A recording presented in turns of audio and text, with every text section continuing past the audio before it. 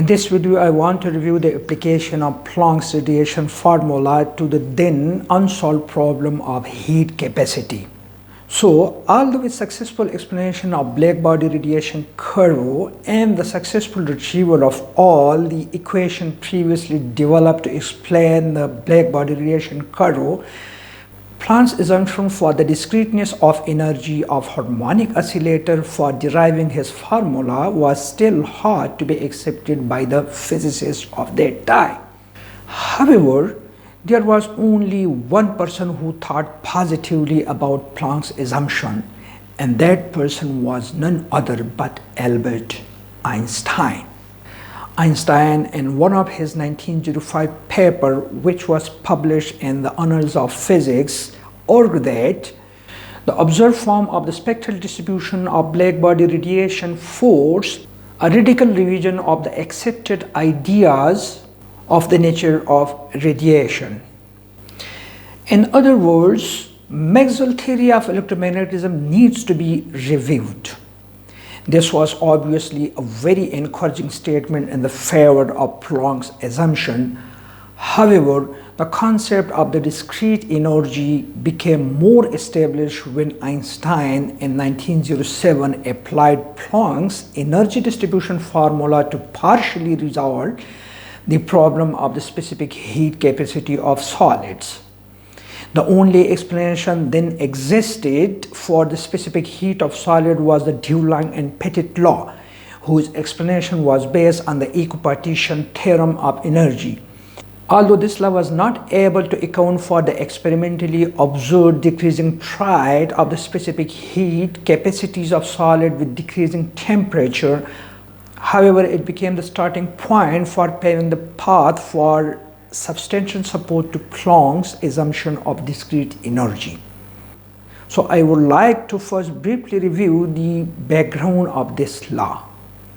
Dulong and Petit empirically, on the basis of the then available experimental data, showed that the specific heat capacity at constant volume is constant, equal to 3 times the universal gas constant.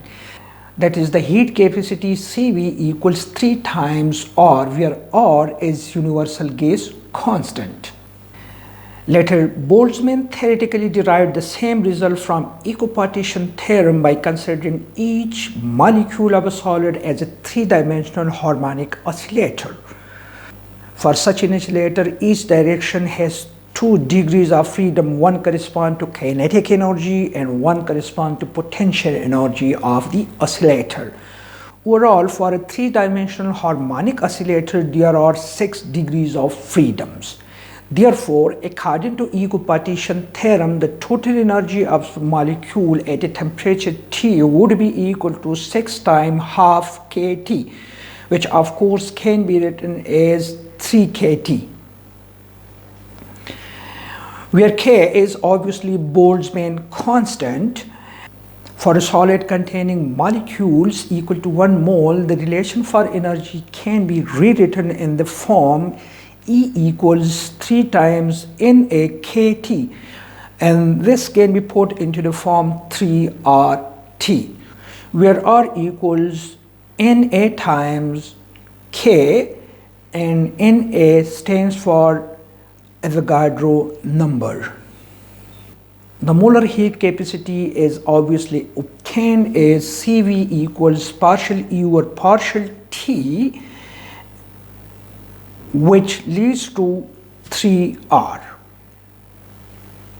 This is Dulong and Petit law.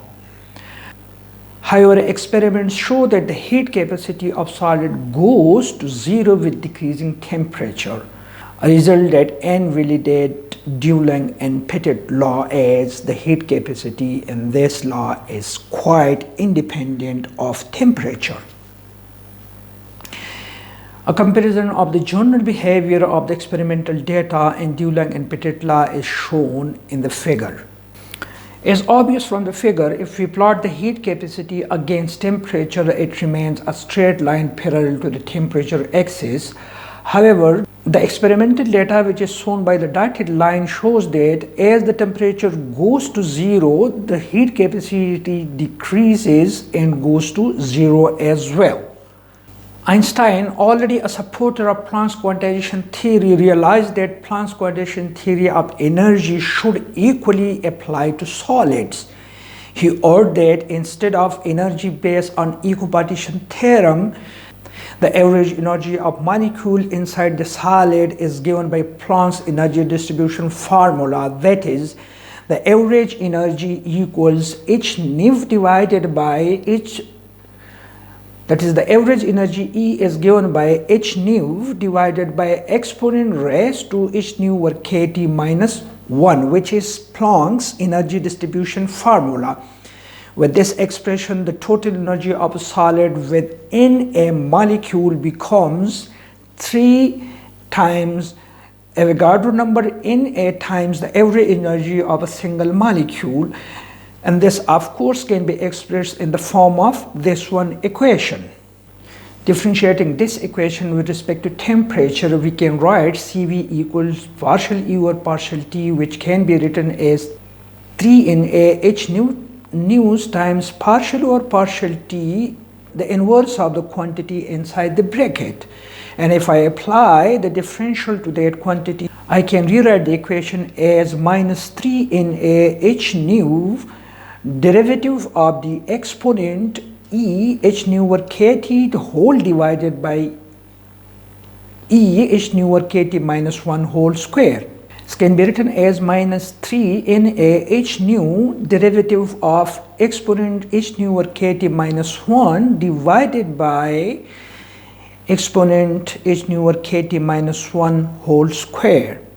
And again, employing the derivative, it can be rewritten in the form minus 3 Na h nu derivative of the exponent h nu over kT the whole divided by exponent h nu over kT minus 1 whole square.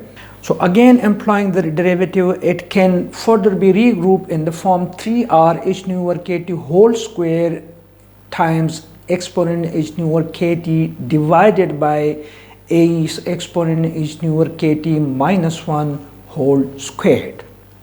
Now, in the limit of lower temperature h nu over kT, the denominator is very, very small, which makes this whole term very large, which results into the exponent very, very large than 1.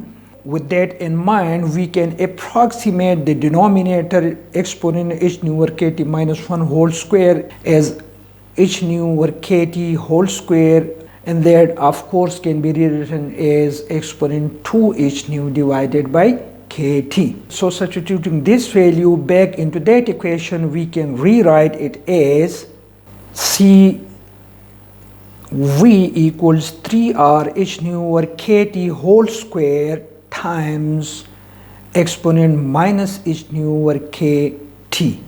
This obviously shows an exponential decrease with decreasing temperature, which obviously goes to zero due to the presence of temperature. Second term means h nu over kT whole square. This was a great success of the application of Planck's theory. Einstein published this work in 1907, and it gave a substantial support to Planck quantization theory. Although Einstein formula for heat capacity also partially failed to explain exactly the experimental data. In the figure, the result of Einstein formula and the experimental data for aluminium are plotted. The solid line represents the theoretical result of Einstein formula, and the circle represents the experimental data. We can see the two do not exactly agree with each other in the limit of very low temperature.